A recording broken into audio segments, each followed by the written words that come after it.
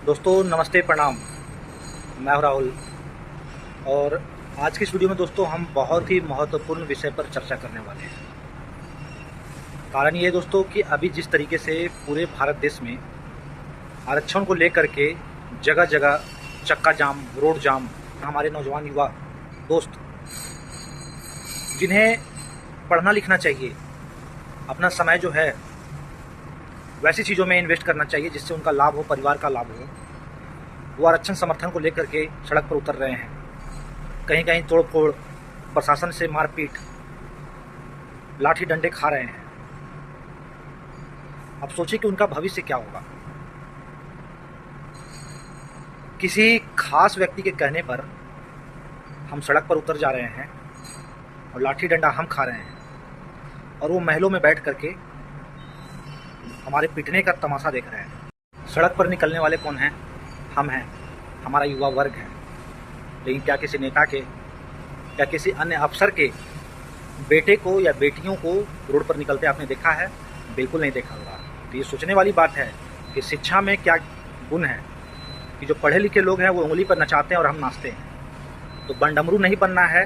पूरे भारत देश में जितने भी राज्य हैं और उन राज्यों के अलग अलग जिलों में और उन जिलों के अलग अलग प्रखंड में और उन प्रखंड के अलग अलग पंचायत में और उन पंचायत के अलग अलग गांवों में एक नेता होता है जो सबको समेट करके अपनी पार्टी के लिए मजबूत स्थिति पैदा करता है, दिखाता है पार्टी को कि भाई मेरे पास इतने सारे लोग हैं। ग्रामीण स्तर से उठ करके प्रखंड स्तर पर गया, प्रखंड स्तर से उठ करके जिला स्तर पर गया, जिला स्तर से उठ के राज्य स्तर पर गया। अब सोचिए कि वो खुद नेता बन बैठा और आप कहाँ रह गए? जहाँ थे वहीं रह गए। तो कहने का मतलब ये है, अच्छा उसके साथ तरक्की भी उसी की होगी जो उनके आगे पीछे दो चार लोग चलते हैं, ना कि समस्त पूरे गांव का या पूरे समाज का, ये पूरे समाज के गांव के लड़कों का या अगल बगल क्षेत्र के लड़कों का किसी का भला होने वाला नहीं है। अपने हक के लिए लड़ना लाजमी है और जायज़ भी है, इसमें कोई शक नहीं है। लेकिन ये भी देखना होगा कि जो हक है, हमारा हक है, उसका सही उपयोग कौन कर रहा है और कौन ले रहा है, कैसे ले रहा है। आप विश्वास नहीं करेंगे कि बहुत सारे लोग कहते हैं कि पिछले 70 साल से आरक्षण ले रहे हैं। लेकिन क्या आप सोचिए, दिमाग पर जोर डालिए कि क्या वो शोषित जो वर्ग है वो ऊपर उठ गया?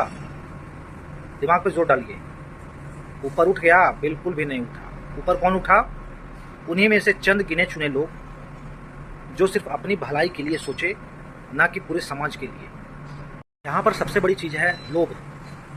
लोभ हर उस व्यक्ति में है जो सिर्फ अपनी तरक्की सोचता है, ना कि औरों का लाभ, औरों का कल्याण।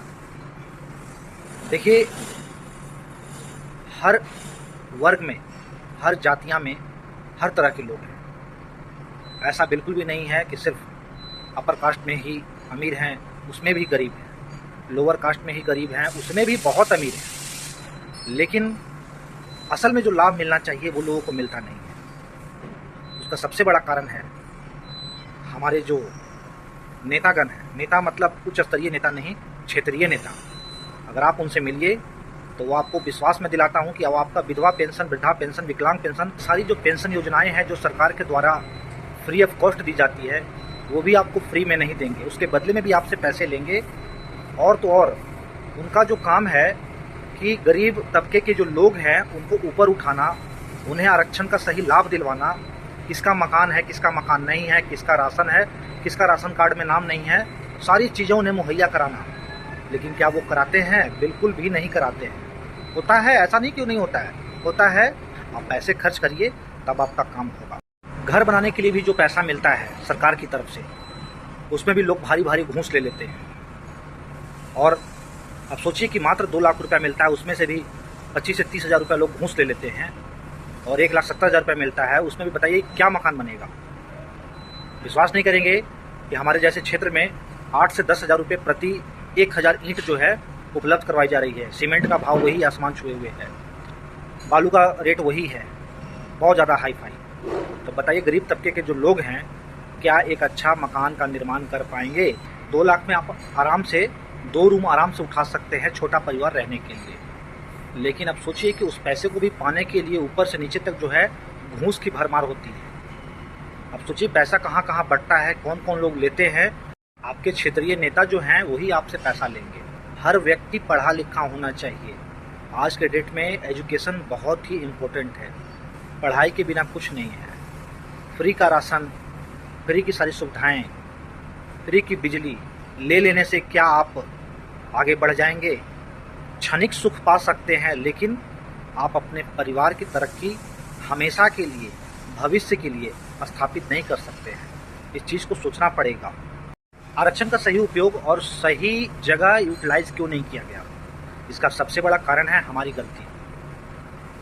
हमारी गलती इसलिए है कि पैसा जो है जहाँ जाना चाहिए शोषित वर्ग को, उस समाज को मिलना चाहिए जो निम्न स्तर पर है और वो उठने की कोशिश कर रहा है, उसका इस्तेमाल कभी नहीं किया गया। ये जानबूझ करके आपको फ्री का लॉलीपॉप दे दिया गया। हम उसी में खुश हो गए और हम ये चाहते हैं कि हमेशा ये मिलता रहे लॉलीपॉप।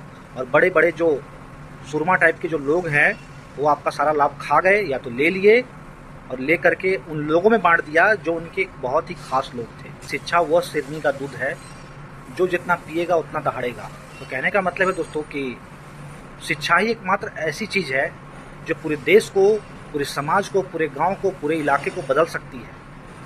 अन्यथा और कोई वैसी चीज़ नहीं है। फ्री का राशन, फ्री की सारी चीज़ें, वैसी कोई चीज़ नहीं है जो आपको बदल देगी। पढ़ना लिखना बहुत ज़रूरी है। आरक्षण अगर देना हो तो हर उस विद्यार्थी वर्ग को आरक्षण मिलना चाहिए जो पढ़ाई लिखाई में पीछे रह जाते हैं फीस के लिए। जैसे मान लीजिए कोई बहुत अच्छी पढ़ाई करना चाहता है, उसके लिए लाखों लाखों डोनेशन देना पड़ता है, तो उसमें आरक्षण देना चाहिए। भारत के हर राज्य में, हर जिले में, हर प्रखंड में गरीब तबके के लोग रहते हैं। इसलिए आरक्षण को दोस्तों, मेरी समझ से, आपकी क्या राय है कमेंट बॉक्स में जाके जरूर जवाब दीजिएगा, लेकिन मेरी समझ से आरक्षण को जाति आधार पर बिल्कुल ही खत्म कर देना चाहिए। अगर आरक्षण देना ही है तो आर्थिक आधार पर दिया जाना चाहिए और खास करके उस तबके को मिलना चाहिए जो उसके मूल हकदार हैं, ना कि उन लोगों को जो ले लेकर इतना मोटा हो गए हैं कि उनका पेट भर गया, इतना फूल गया कि वो अन्य बीमारी के शिकार हो गए हैं। कहने का मतलब ये है दोस्तों कि आरक्षण हमारे लिए महत्वपूर्ण इसलिए भी है कि वो वर्ग ऊपर उठ जाए, वो बच्चा पढ़ जाए जो कभी किसी डोनेशन के चलते पढ़ नहीं पाया, अच्छी फीस जमा नहीं कर पाया, तो उसमें आरक्षण मिलना चाहिए। आप विश्वास नहीं करेंगे, वो गांव आज भी पीछे है जो आज के 50-60 साल पहले पीछे था। अभी भी इस गांव में मैं जाता हूं तो देखता ये हूं कि आज भी मिट्टी की दीवारें हैं, मिट्टी का ही मकान है। बहुत ज़्यादा बना तो ईंट की दीवारें हैं, ईंट का मकान है। इसका कारण सबसे बड़ा ये है दोस्तों कि आरक्षण का लाभ जो मिलना चाहिए था उनको बिल्कुल भी नहीं मिला। क्यों नहीं मिला? क्योंकि इसके पीछे बहुत बड़ा कारण है। कारण ये है कि आपको फ्री की कुछ सुविधाएं दी गई, बट आपको जानबूझ करके आपको पंगु बनाया गया कि आप इन्हीं सब चीज़ों में उलझे रहें और बाकी जो चीज़ें हैं जो आपको लाभान्वित की जानी चाहिए उसका लाभ आपको ना मिले। सड़क पर निकलने वाले कौन हैं? हम हैं, हमारा युवा वर्ग है। लेकिन क्या किसी नेता के या किसी अन्य अफसर के बेटे को या बेटियों को रोड पर निकलते आपने देखा है? बिल्कुल नहीं देखा होगा। तो ये सोचने वाली बात है कि शिक्षा में क्या गुण है कि जो पढ़े लिखे लोग हैं वो उंगली पर नचाते हैं और हम नाचते हैं। तो बंडमरू नहीं बनना है। किसी पार्टी का पोस्टर लेकर के, झंडा लेकर के, गर्मी हो, धूप हो, बरसात हो, सालों भर रोड पर निकलते हैं। और पार्टी के जो हमारे क्षेत्रीय नेता होते हैं वो क्या करते हैं, हमारी एक ग्रुप फोटो लेते हैं और हमें जो है पोस्टर चिपका देते हैं। अपने जो पार्टी के जो मेन लीडर होते हैं उनके पास भेज देते, देखिए भाई हमारे पास इतनी भीड़ है, हमारे पास इतने लोग हैं। उससे आपको क्या मिला?